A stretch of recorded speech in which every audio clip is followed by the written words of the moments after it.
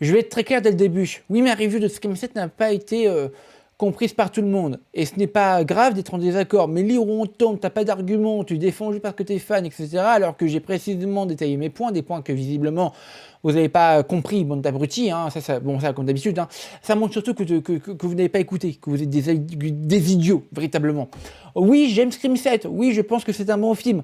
Et plus je lis certaines critiques, plus j'ai une sensation étrange. Beaucoup de ceux qui détestent le film se présentent comme des fans absolus de la saga, hein, mais semblent passer à côté de ce qui fait de l'ADN même de Scream. C'est paradoxal. Hein. Alors, on parle d'une franchise qui a toujours été méta, hein, qui a toujours déconstruit ses propres codes, qui a toujours joué avec le public, avec les attentes, avec la nostalgie, avec la manipulation des mythes, etc.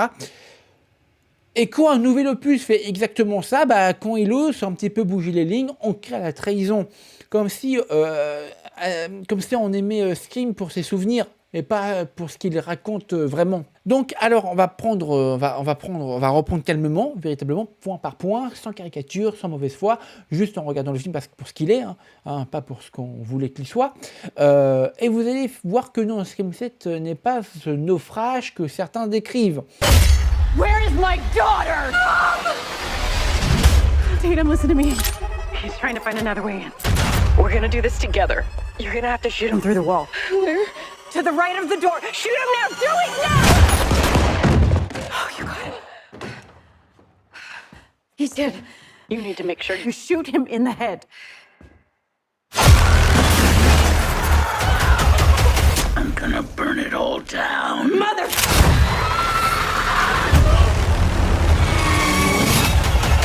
This is gonna be fun.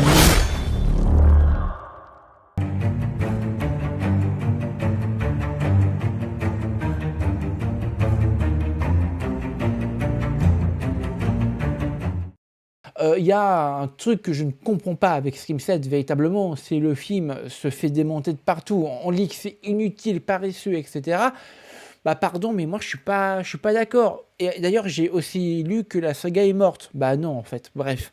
Franchement, j'ai l'impression que beaucoup parlent sans avoir regardé ce que le film propose réellement, ou même sans avoir regardé complètement le film. Ou alors sans connaître profondément la franchise. Même ceux qui se disent number one fan of the franchise. Non, va te faire foutre. Déjà, il faut rappeler un point essentiel. Le film est réalisé par Kevin Williamson, le créateur, le scénariste historique, aux côtés de Wes Craven à l'époque, qu'il repose en paix, l'homme qui a écrit Scream en 96. Il connaît cet univers mieux que personne. Ce n'est pas un réalisateur parachuté, ce n'est pas un yes man pour faire un produit, c'est quelqu'un qui comprend l'ADN, les règles, les textes, les sous-textes, les mécaniques méta, les mécaniques non méta, et ça se voit dès la scène d'ouverture. Attention, spoiler alerte, on va rentrer véritablement dans le spoil de Scream 7, notamment la découverte des 2 tueurs. C'est parti. Ghostface qui brûle la maison de Stumacher. Symboliquement, c'est assez énorme. On détruit l'un des lieux fondateurs de la saga. On ne fait pas juste un meurtre au téléphone pour reproduire le modèle du premier film. On casse l'icône, on casse le mythe. C'est une rupture franche. C'est dans la lignée de l'ouverture très différente de Scream 6 que j'avais fortement adoré, que ce soit bien le début, le milieu, la fin, qui avait déjà osé sortir le schéma classique. La mise en scène est nerveuse, les plans sont propres, les scènes d'action sont efficaces. Ghostface est mobile, agressif et imprévisible, comme dans Scream 6, sauf que voilà, la séquence après la séquence dans le théâtre, qui rappelle volontairement Scream 2, le film démarre vraiment et ne s'arrête plus, c'est un espèce de grand 8, il n'y a pas de ventre mou, ça avance, ça frappe, ça relance. Et ensuite, parlons du retour de Sidney Prescott. On ne l'a pas ramené juste pour la nostalgie, on découvre sa nouvelle vie, sa nouvelle ville, sa famille, et surtout sa fille, Tatum. Et non, ce n'est pas un clin d'œil gratuit au passé. Tatum devient une véritable Scream Queen.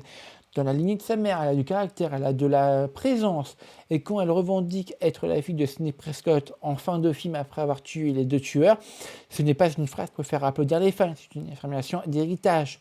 Le film parle de transmission et de trauma transformé en force d'une génération qui hérite du chaos mais qui refuse d'en être victime. Et pour être précis, dans Scream 4, Sidney ne sort pas un film, elle écrit un livre. Et ce détail compte parce que la saga a toujours joué avec les différentes couches de représentation. Le réel, la fiction, le récit, le médiatique. Le retour de Stu maintenant. Attention, spoiler alerte les amis. Il y a une utilisation technologique de l'IA. Ok, moi j'aime l'IA, ça me dérange pas. Oui, ça fait débat et je m'en fous. Oui, mais l'acteur a été impliqué. Super. Et surtout, Scream a toujours été une franchise méta qui interroge la façon dont on reconstruit les mythes, dont on recycle les figures, dont on manipule l'image. Ce retour ne sort pas de nulle part. Il s'inscrit dans cette logique de commentaire permanent sur la fiction elle-même. On peut ne pas aimer, on peut dire que c'est incohérent avec l'esprit de la saga, etc. Mais franchement, moi, je suis contre ça. On ne peut pas, justement, on ne peut pas dire que c'est incohérent. Ce qui est encore plus intéressant, c'est la manière dont Ghostface est traité dans ce film. Pour une fois, Ghostface, franchement, honnêtement, c'est pas une silhouette quasi invincible. Il est affaibli, parfois désarmé, il prend en otage, il subit des coups, il se fait violemment percuter par une voiture. On a même une scène où Sidney casse le couteau iconique. Ce geste est fort. On attaque le symbole, on fragilise la légende. Ghostface devient humain, vulnérable, et ça change complètement la dynamique. On n'est plus seulement dans la traque, on est dans l'affrontement. Et maintenant, parlons de Gallweather. Après son attaque dans Scream 6, son retour est puissant, et la séquence est probablement la meilleure du film, où elle percute Ghostface. C'est brutal, satisfaisant, symbolique, le monstre désormais peut tomber à tout moment, le masque n'est plus intouchable. C'est une évolution majeure dans la représentation de la menace. Concernant la révélation des tueurs, oui, le personnage qui travaille dans l'hôpital psychiatrique est plus faible, ok, mais il ne faut pas être malhonnête. En revanche, la voisine est intéressante, notamment lorsqu'elle évoque le livre écrit par Sidney dans Scream 4. Ça relie les couches méta de la saga. On est dans un discours sur la mythologie elle-même, sur la façon dont elle est digérée, fantasmée et récupérée par d'autres. Enfin, ce que j'apprécie particulièrement, c'est le mélange des influences en son ADN du premier Scream, l'énergie théâtrale du Scream 2, la modernité cynique de Scream 4, et pourtant le film ne copie aucun d'autre. Les synthétise, il assume son héritage tout en prenant des risques. Le vrai problème, c'est pas Scream 7. Le vrai problème, c'est qu'on exige des franchises qu'elles se renouvellent sans toucher à ce qu'on aime. On veut du changement mais pas trop, on veut du retour mais sans conséquence, on veut du fanservice intelligent mais en hurle dès qu'un symbole est bousculé. Scream 7 prend des risques. Il brûle un lieu mythique, il fragilise Ghostface, il casse le couteau, il met en avant une nouvelle génération pour effacer l'ancienne. Sans effacer l'ancienne, pardon. Ce n'est pas un film parfait, aucun Scream ne l'est totalement. Mais le traiter comme une catastrophe est excessif. Si on aime cette franchise, il faut aussi accepter qu'elle évolue. Sinon, on ne veut pas une saga vivante. En fait, on veut un musée. Et déambuler comme ça, sans la moindre réflexion. Voilà! J'ai exposé les faits, les choix, les intentions, les scènes, les symboles. On peut aimer ou pas Scream 7. Mais on ne peut pas dire qu'il ne tente rien, qu'il ne comprend pas la saga, ou qu'il trahit son ADN. Ce film, c'est exactement ce qu'il fait.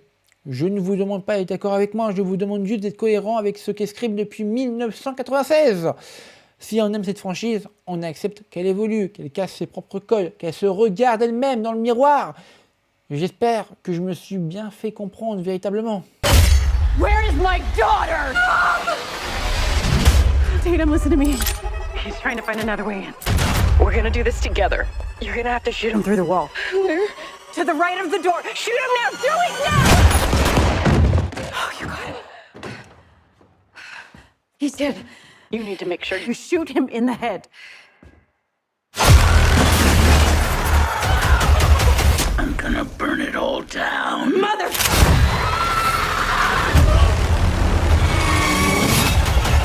This is gonna be fun.